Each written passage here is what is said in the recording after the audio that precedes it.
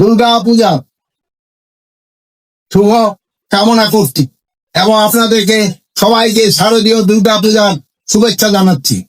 আপনারা জানেন বাংলাদেশের ভিতর এই মণ্ডপের মানে সবচেয়ে বড়, এবং এখানে গতবার আমি এসেছিলাম। এখানে সব সময় শান্তি শৃঙ্খলা ভাবে এই পূজা অনুষ্ঠিত হয়। আপনারা আরো জানেন এটা কিন্তু একটা ধর্মীয় অনুষ্ঠান, এটার কিন্তু পবিত্রতা রক্ষা করা আমাদের সবার দায়িত্ব।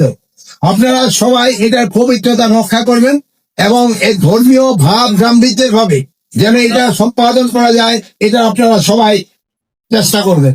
আরেকটা হলো এখানে পর্যাপ্ত সংখ্যক আইন শৃঙ্খলা বাহিনী নিয়োগ করা হয়েছে।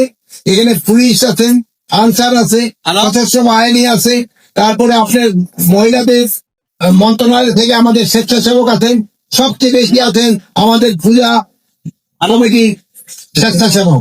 তারা কিন্তু দিন রাতই এটা আপনাদের বিভিন্ন কাজে সহায়তা করতেছেন এবং এটা আইন শৃঙ্খলা যেন ঠিক থাকে এটা সহায়তা করে দিচ্ছে। তবে আপনারা জানেন যে চিটাগাঙে স্পেশালি খাগড়াছড়ি এবং গুইমারাতে একটা ঘটনা ঘটছে। এই ঘটনাটা ঘটার উদ্দেশ্য ছিল যেন এই পূজাটা শান্তিপূর্ণ ভাবে যেন না হতে পারে। কিছু সংখ্যক সন্ত্রাসী চেষ্টা করছিল যেন এই পূজাটা ভালোভাবে না হয়, কিন্তু সেই সন্ত্রাসীদের যে কর্মকাণ্ড এটা কিন্তু প্রতিহত করে দেওয়া হয়েছে এবং পাহাড়েও পূজা ভালোভাবে হচ্ছে।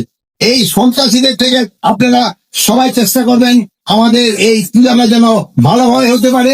সন্ত্রাসীরা কিন্তু সব জায়গায় চেষ্টা করবে এবং সন্ত্রাসীদের কিছু মদতদাতা রয়ে গেছে, এরা দেশে বাইরে থেকে মদতদাতা রয়ে গেছেন। এই মদতদাতাদের থেকেও আপনারা তাদের যে একটা খারাপ ইচ্ছা এটা আপনারা কিন্তু দূর করে দিতে পারবেন।